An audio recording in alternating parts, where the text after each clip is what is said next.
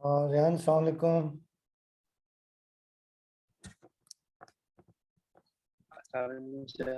वालेकुम अस्सलाम। अच्छा बेटा, कल हम लोग एक्सरसाइज 3.4 कर रहे थे, ठीक है, इंटीग्रेशन बाय पार्ट्स। तो 2 केस कर लिए थे, अब मजीद केसेस करते हैं। तो एक्सरसाइज आपकी थी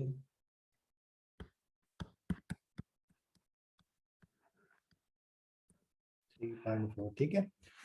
अब करेंगे यहाँ पर case 3।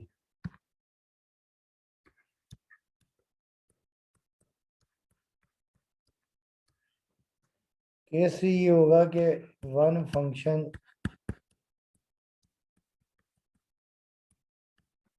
Is algebraic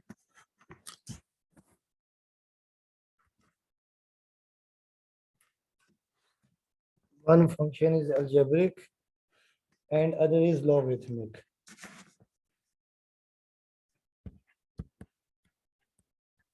One function is algebraic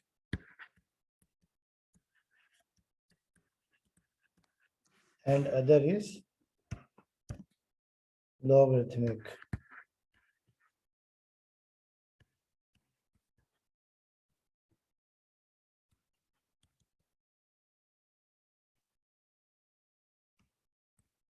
ठीक है, एक फंक्शन अलजेब्रिक और दूसरा लॉगरिथमिक होगा।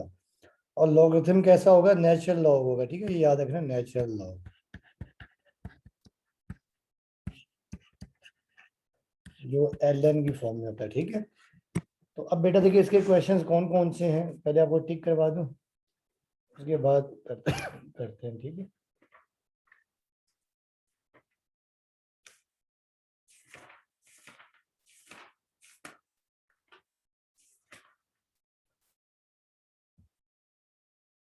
देखिए, क्वेश्चन नंबर 1 का पार्ट 3 है, ठीक है, फिर पार्ट 4 भी है, फिर पार्ट 6 भी है। तो देखिए पहले पार्ट 3,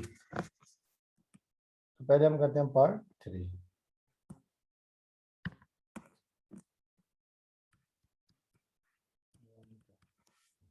पार्ट 3 आपके पास है x ln x dx, integral x ln x dx। अच्छा बेटा, ध्यान बेटा, आपको याद होगा कि पूरी एक्सरसाइज में हमने फार्मूला ये वाला पढ़ा था कि अगर दो फंक्शन हो f ऑफ x और जी एक्स, तो फार्मूला होता था u v minus integral v D you, ये होता था फार्मूला, ठीक है। यानी एक फंक्शन को हम u लेते थे और एक dv लेके हम वहां से v की वैल्यू निकालते थे, ठीक है। तो अब बेटा इन्हें आपने याद रखना, जब भी लॉगरिथम फंक्शन होगा तो लॉगरिथम फंक्शन की डायरेक्ट इंटीग्रेशन नहीं होती। तो आपने क्या करना है, जो लॉगरिथम फंक्शन होगा उसको लेट करना है u। इधर हम यहाँ सोल्यूशन करते हैं, x ln x dx। तो आपने क्या करना है कि लेट जो फंक्शन u है, let u is equal to ln x। लेकिन इसका जो पार्ट 1 है ना, देखिए पार्ट 1 में लिखा हुआ है ln x है खाली, इसके ऊपर भी हम बाई पार्ट्स लगाएंगे। इन इंटीग्रेशन में लॉगरिथम फंक्शन की डायरेक्ट इंटीग्रेशन नहीं होती, यानी बाई पार्ट से ही करना पड़ता है, ठीक है। तो लेट हमने u कर लिया ln x, ठीक है। और जिसका डेरिवेटिव लेते हैं आप, जिसको लेट u करते हैं उसका हमेशा डेरिवेटिव लेते हैं। तो ये आपके पास आ जाएगा d ओवर डी एक्स और ये u। और आपको याद होगा log x का डेरिवेटिव होता है 1/x। यानी आपको याद होगा कि ये वाला फार्मूला हमने पढ़ा था कि वी नो दैट डेरिवेटिव में कि कोई भी फंक्शन अपना ln f ऑफ x हो तो log क्या कि जो भी फंक्शन वो अपॉन में आ जाता है, डेरिवेटिव फिर इसी फंक्शन f ऑफ x का, ठीक है ना। तो अब ये du ओवर dx आ गया, तो log क्या कि x लिखा हुआ तो 1/x आ जाएगा। तो यहाँ से du की वैल्यू आपके पास आ जाएगी 1/x dx। अब आप यहाँ लिखेंगे ऑल्सो लेट, दूसरा फंक्शन है जो अलजेब्रिक है, इसको हम सपोज कर लेंगे dv। तो also let dv is equal to integral dv is equal to x dx। तो dv की इंटीग्रेशन आ जाएगी v और x की इंटीग्रेशन x की पावर 2 ओवर 2। ध्यान ये आई बात समझ में? जी सर। लॉगरिथम फंक्शन को हमेशा u करना है और u का आपको याद होगा हमेशा डेरिवेटिव लेते हैं, ठीक है। तो u और du आ गया, और दूसरी बात है कि अलजेब्रिक को इंटीग्रल dv ले लेंगे, वहां से हमारे पास v की वैल्यू आ जाएगी। तो अब हम यहाँ निकलेंगे देयरफॉर, या we know that x ln x dx is equal to formula uv minus integral v और du। अब हम वैल्यू सब्स्टिट्यूट कर देते हैं, तो ये x ln x dx, अब u हमने सपोज किया था ln x, v हमारे पास आ गया x स्क्वायर बाय 2, फिर माइनस v हमारे पास आया है x स्क्वायर बाय 2, ठीक है। और du की वैल्यू आपके पास आ गई है 1/x और dx।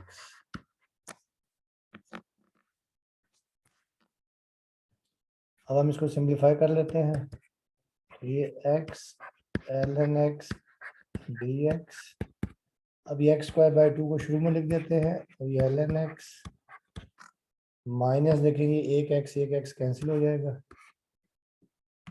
अब ये -1/2 बाहर निकाल लिया, और ये x dx, और अभी आपके पास देखिए आ जाएगा x ln x और dx।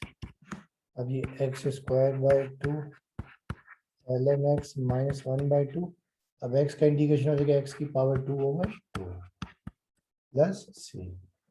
तो नेक्स्ट टाइम इसको सिंप्लीफाई करके लिख लेते हैं, x ln x dx is equal to x square by 2, और ये ln x -1/4 x square plus c। तो ये आपका रिजल्ट आ गया, ठीक है।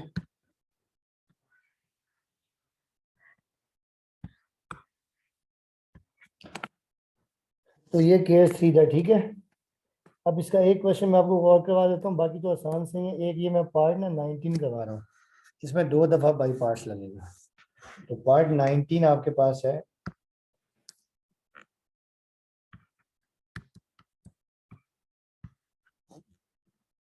ln x का होल स्क्वायर और dx, ln x का होल स्क्वायर dx। तो हम वही करेंगे, let u is equal to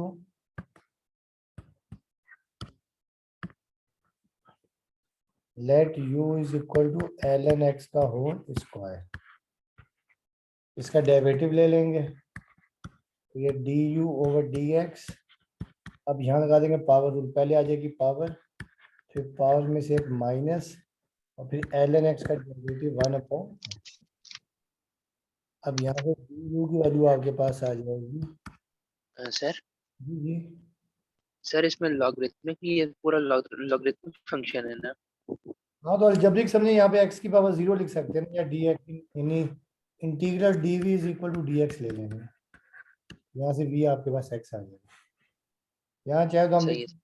यहाँ चाहे तो आपकी मर्जी है, इसकी जरूरत नहीं होती, x की पावर 0 लिख सकते हैं अलजेब्रिक में, ठीक है। सही है। तो यहाँ से du की वैल्यू आपके पास आ जाएगी 2 ln x/x और dx।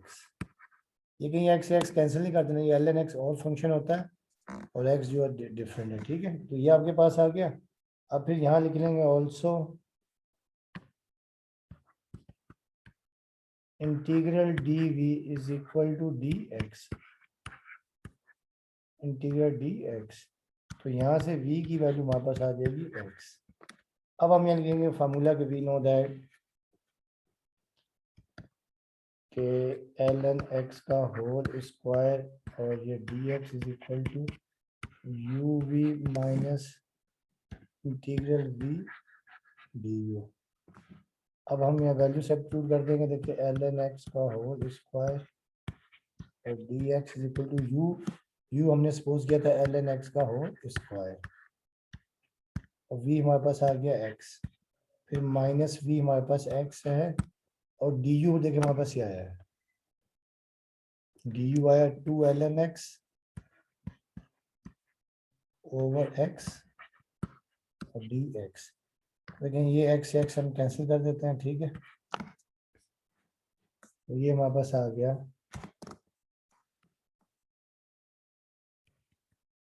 ln x का होल स्क्वायर dx, इसको अरेंज कर देते हैं, x ln x का होल स्क्वायर कांस्टेंट बाहर निकल रहे हैं 2 और इंटीग्रल ln x dx, इसे इक्वेशन नंबर हम देते हैं 1 का नाम देते हैं। अब देखिए ln x का स्क्वायर था, आपने एक दफा बाई पार्ट्स किया तो आपके पास आ गया ln x dx, दोबारा लॉगरिथम फंक्शन आ गया। ये बेसिकली क्वेश्चन नंबर 1 का पार्ट 2 भी है, ठीक है। तो अब ये लॉगरिथम यानी इंटीग्रल ln x dx के ऊपर दोबारा बाई पार्ट्स लगाएंगे। तो अब हम यहाँ लिख लेंगे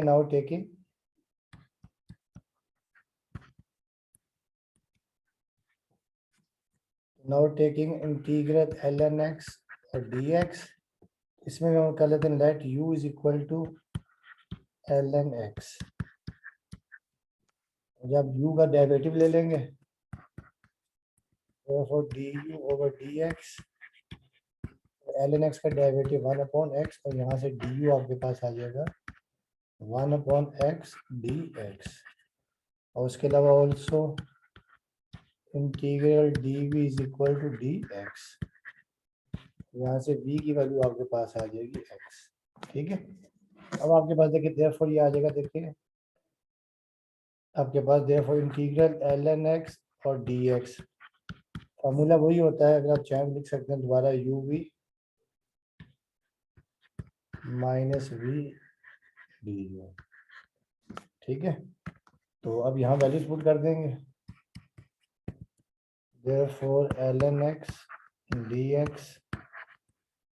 अगर यहाँ ln x का क्यूब होता तो आपको 3 दफा बाई पार्ट्स लिखना पड़ता, ठीक है। तो अब देखिए u v u आपने सपोज किया था ln x, v आपके पास आ गया x, फिर माइनस वी x है और du आपके 1/x dx है, ये x कैंसिल, तो ये आपके पास आ जाएगा ln x dx is equal to x ln x और माइनस dx। तो अब देखिए dx का इंटीग्रेशन x होता है,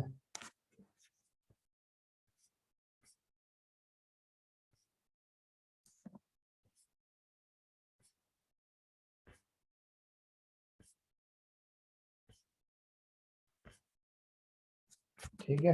तो ये आपके पास आ जाएगा integral ln x dx is equal to x ln x और dx का इंटीग्रेशन x प्लस चाहे तो c1 लिख सकते हैं, ठीक है, ताकि जब हम वहां पे रखेंगे तो वो आपके पास जो मल्टीप्लाई हो गया उसको फिर हम c ले लेंगे जो कांस्टेंट आएगा ना। अब हम यहाँ लिख देंगे put this value in equation number 1, put this value in equation 1। अब देखिए equation 1 implies that ln x का होल स्क्वायर dx था, ठीक है, इज इक्वल टू देखो आपके पास ये था आया था इक्वेशन 1, ये देखिए x ln x का होल स्क्वायर और फिर -2 इंटीग्रेशन में ln x था, तो ये आपके पास आ गया x ln x का होल स्क्वायर फिर -2 था, और यहाँ पे देखिए आपके पास क्या था, यानी इंटीग्रल ln x था, तो यहाँ आपके पास देखिए इसकी वैल्यू ये आ गई, देखिए यानी ln x dx है, इसकी वैल्यू आपके पास देखिए आ गई है x ln x minus x plus c1। तो अब ये -2 को अंदर मल्टीप्लाई कर देते हैं,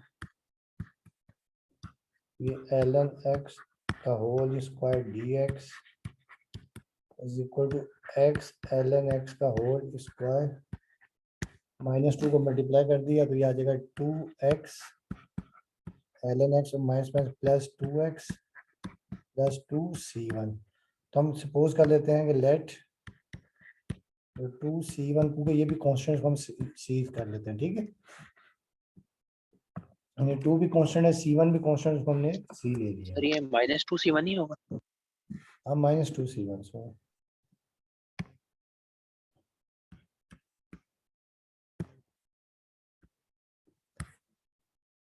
तो -2c1 हमने ले लिया है, c ले लिया, ठीक है, -2c1 c।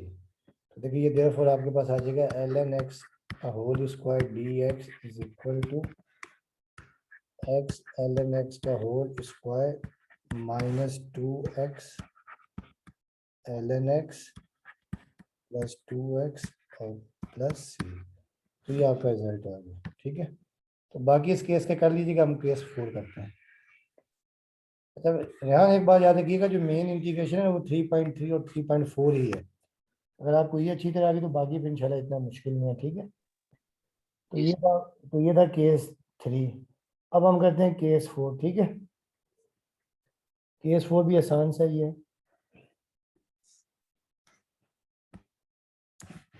अब केस 4 ना,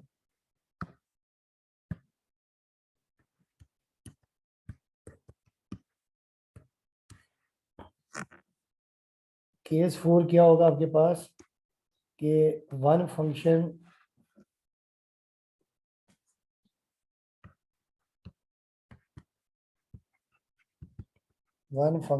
is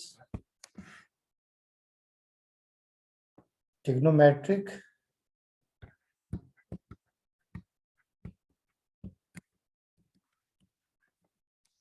and other is exponential.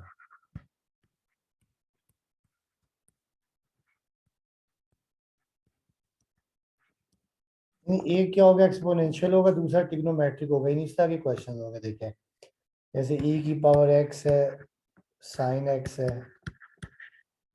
ठीक है। यह होगा e की पावर जैसे -2x है, cos x है। इस तरह के क्वेश्चन होंगे, ठीक है। इन एक एक्सपोनेंशियल होगा, ठीक है। इसे कहते हैं प्योर एक्सपोनेंशियल कहते हैं, ठीक है ना। प्योर एक्सपोनेंशियल जिसमें e हो, ठीक है।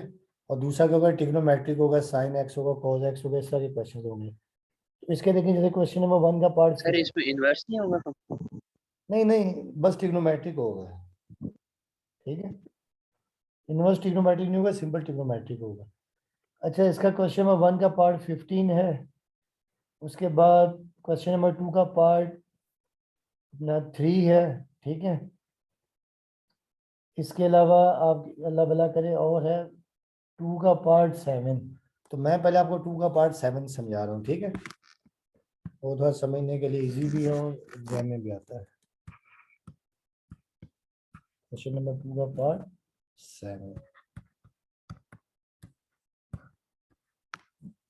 देखिए इसमें क्या दिया हुआ है, एक्सपोनेंशियल ऑफ 2x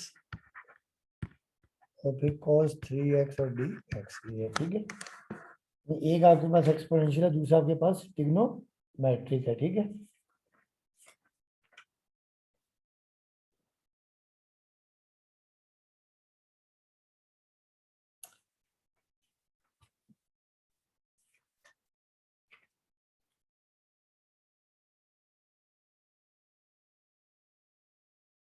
ठीक है।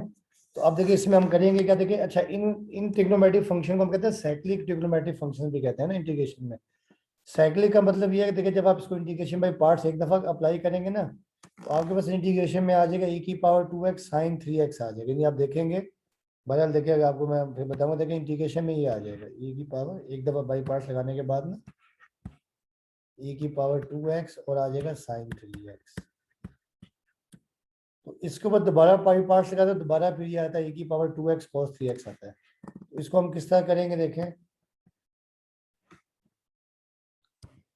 सॉल्यूशन आपके पास ये है कि e की पावर 2x और cos 3x dx। तो सपोज कर रहे हैं कि let u is equal to exponential of 2x। आपने क्या करना है, एक्सपोनेंशियल को हमेशा लेट u करना है, ठीक है। इसमें जब ये एक्सपोनेंशियल हो, दूसरा ट्रिग्नोमेट्रिक हो, इसका डेरिवेटिव ले लेंगे। देखें du ओवर dx। एक्सपोनेंशियल का आपको याद है कि एक दफा पूरे का पूरा फंक्शन सेम आ जाता है, और फिर डेरिवेटिव इसकी पावर का, तो 2x का डेरिवेटिव 2। तो यहाँ से देखिए du की वैल्यू आपके पास आ जाएगी 2 एक्सपोनेंशियल ऑफ 2x और dx। उसके अलावा आप यहाँ लिख लेंगे ऑल्सो जो ट्रिग्नोमेट्रिक है वो आप ले लेंगे integral dv cos 3x dx। अब ये dv का इंटीग्रेशन v आ जाएगा और cos 3x का इंटीग्रेशन sin 3x over 3 आ जाएगा। ये आपको याद होगा, जब भी ट्रिग्नोमेट्रिक फंक्शन का हम इंटीग्रेशन निकालते हैं तो एंगल के साथ जो नंबर होता है डेरिवेटिव में तो मल्टीप्लाई होता है, इंटीग्रेशन में डिवाइड हो जाता है, ठीक है। तो ये आपके पास आ गया। अब फार्मूला आपको याद है कि we know that exponential of 2x और cos 3x dx is equal to uv minus integral v du। अब हम यहाँ वैल्यू सब्स्टिट्यूट कर देते हैं, ठीक है। तो ये आपके पास देखिए आ जाएगा एक्सपोनेंशियल ऑफ 2x और cos 3x dx is equal to u आपके पास है एक्सपोनेंशियल ऑफ 2x, v आपके पास है sin 3x ओवर 3, फिर माइनस v आपके पास है sin 3x ओवर 3 और du आपके पास है 2 एक्सपोनेंशियल ऑफ 2x और dx। अब थोड़ा सा इसको सिंप्लीफाई कर लेते हैं। तो एक्सपोनेंशियल ऑफ e की power 2x cos 3x dx is equal to exponential of 2x over 3 और ये sin 3x और ये -2/3 बाहर निकाल लेते हैं और ये एक्सपोनेंशियल ऑफ e की पावर 2x और sin 3x dx। इससे मैं क्वेश्चन नंबर 1 का नाम दे रहा हूँ। अब देखिए रेहान, जब आपने स्टार्ट में क्वेश्चन स्टार्ट किया था तो क्वेश्चन था एक्सपोनेंशियल ऑफ e की पावर 2x और cos 3x dx। तो जब आपने एक दफा बाई पार्ट्स लगाया तो देखिए इंटीग्रेशन में ये आ गया, देखिए एक्सपोनेंशियल ऑफ 2x और cos के बजाय साइन आ गया है। अब हम क्या करेंगे, अब इसके ऊपर बाई पार्ट्स लगाएंगे एक्सपोनेंशियल ऑफ 2x और cos 3x dx। इसके ऊपर जब बाई पार्ट्स लगाएंगे तो दोबारा आपके पास आ जाएगा एक्सपोनेंशियल ऑफ e की पावर 2x और cos 3x। इसको फिर एक तरफ लेके आएंगे, ठीक है। तो ये करना है आपने, यानी अब हम लिखेंगे नाउ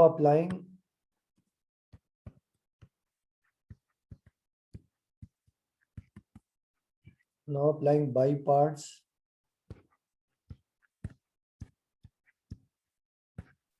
ऑन इसके ऊपर।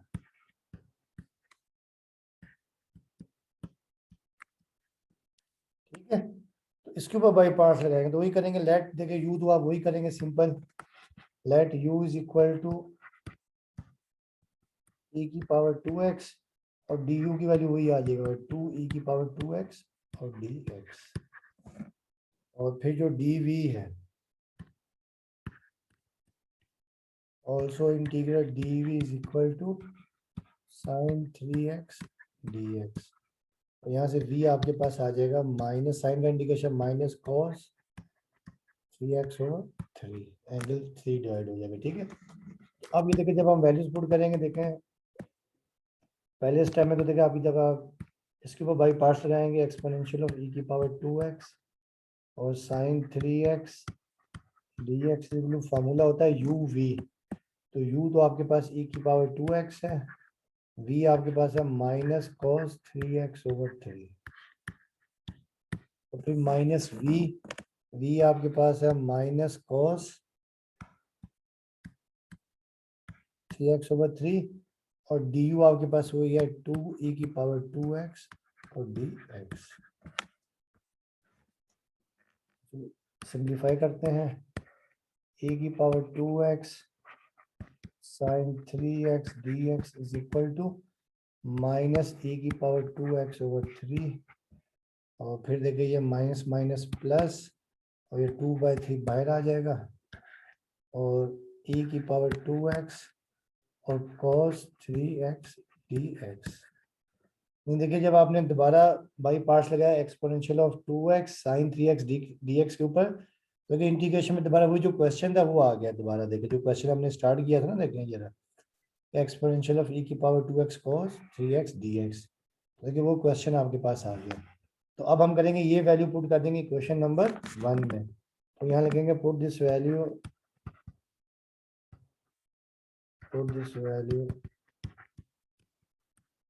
इक्वेशन 1। अब देखिए इक्वेशन 1 ये थी, therefore 1 implies that exponential e की पावर 2x और cos 3x dx is equal to exponential of 2x over, equation 1 देखेंगे ये थी e की power 2x over 3 sin 3x, e की power 2x over 3 sin 3x और देखिए माइनस आपके पास ये था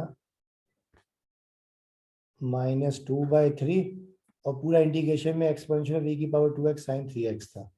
तो ये -2/3 ये लिखा आपने, और यहाँ देखिए वो जो ब्रैकेट डाली आपने, ठीक है। अब यहाँ देखिए इसकी जो वैल्यू आ गई है एक्सपोनेंशियल ऑफ e की power 2x sin 3x dx की, ये लिख देंगे माइनस e की पावर 2x/3 और ये प्लस 2/3 और इंटीग्रल e की पावर 2x cos 3x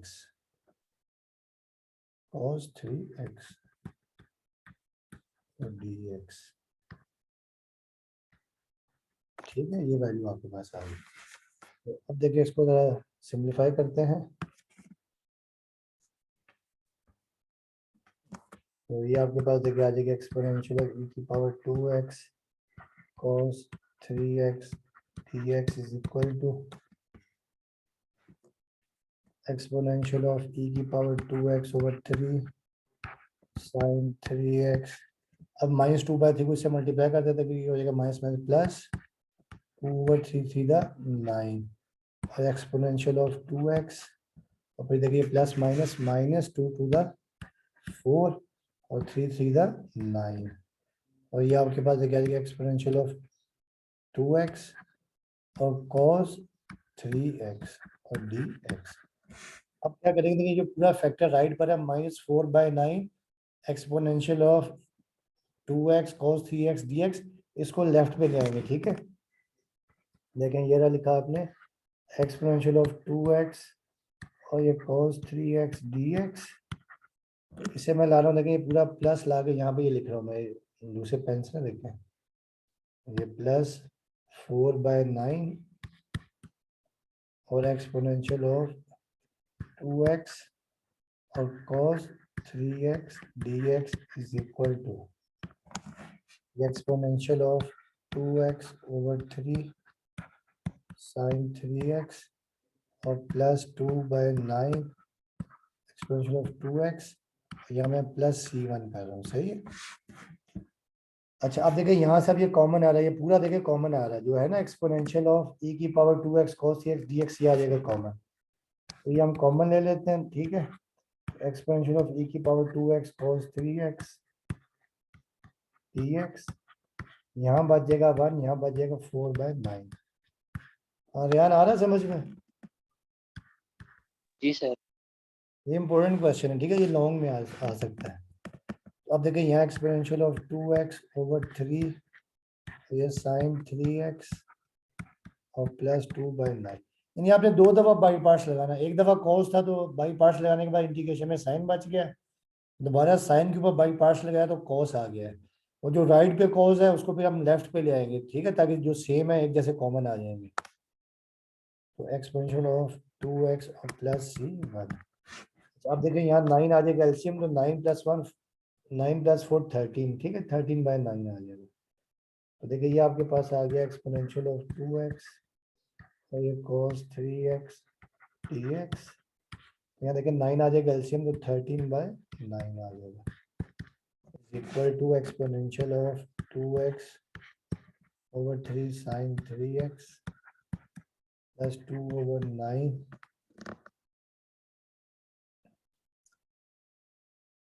ठीक है 2/9 और e की पावर 2x और प्लस c1। अच्छा यहाँ ना शायद एक चीज मिसिंग हो गई, वो जरा लिख लें।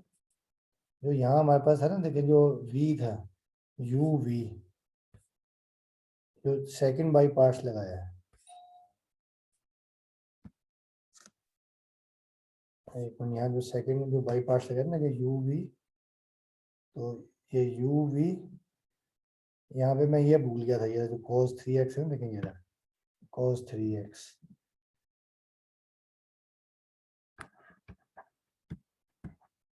ये cos 3x जो है ना, यहाँ पर जब लिखेंगे ना, यहाँ पे ये यहाँ पे cos 3x भी साथ में आ जाएगा।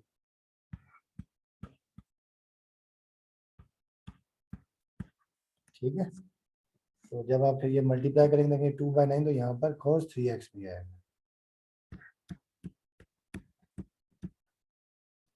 और यहाँ पर भी आपके पास cos 3x साथ में। और यहाँ पर भी cos 3x,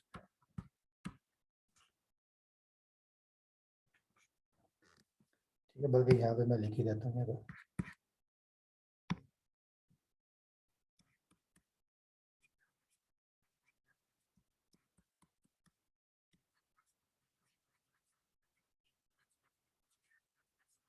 तो यू भी था ना फार्मूला वो मैं, लेकिन यहाँ पे e की पावर 2x और यहाँ पे cos 3x भी आता है प्लस c1, और यहाँ पर भी 2x और cos 3x प्लस c1, और फिर यहाँ पर भी cos 3x,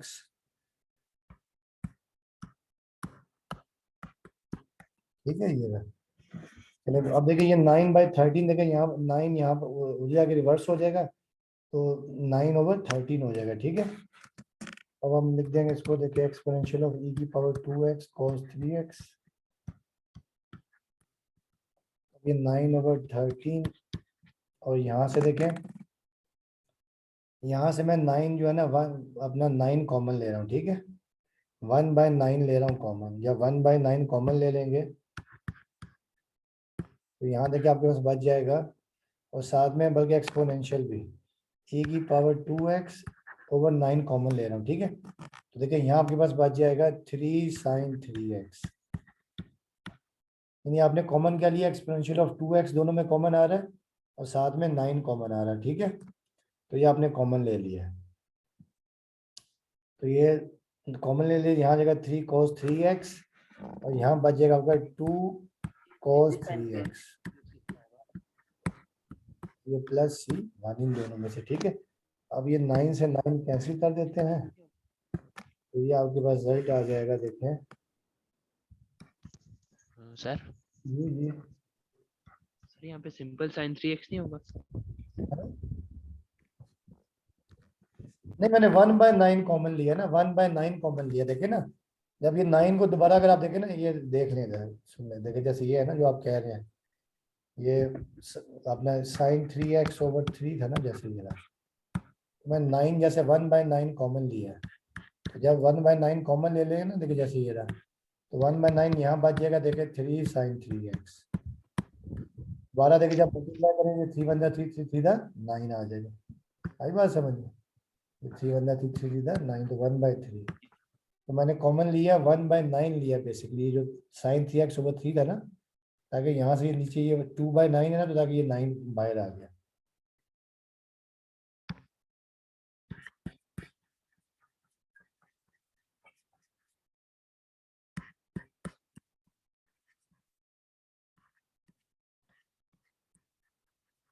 चलिए बदल, तो देखिए आपके पास फिर बच जाएगा आंसर, ये बच जाएगा 1/13, 1/13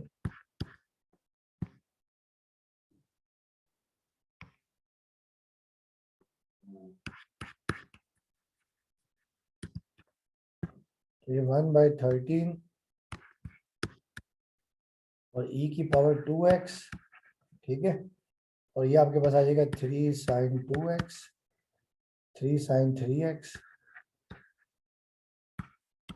और प्लस 2 sin cos 3x, और प्लस, अच्छा ये 1/13 को ना इससे भी मल्टीप्लाई करते हैं, कि उससे मल्टीप्लाई करेंगे, यहाँ मैं कर रहा हूँ प्लस 1/13 और c1 कर रहा हूँ, इसको फिर हम कर देंगे सपोज c कर देंगे, ठीक है।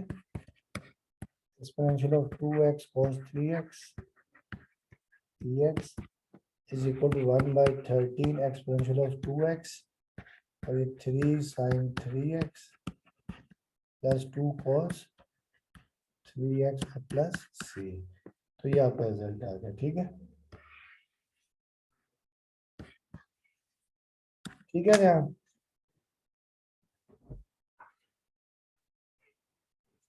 बस इसके 2 केस रह गए, वो फिर इंशाल्लाह कल करेंगे, ठीक है। ओके फिर, अल्लाह हाफिज।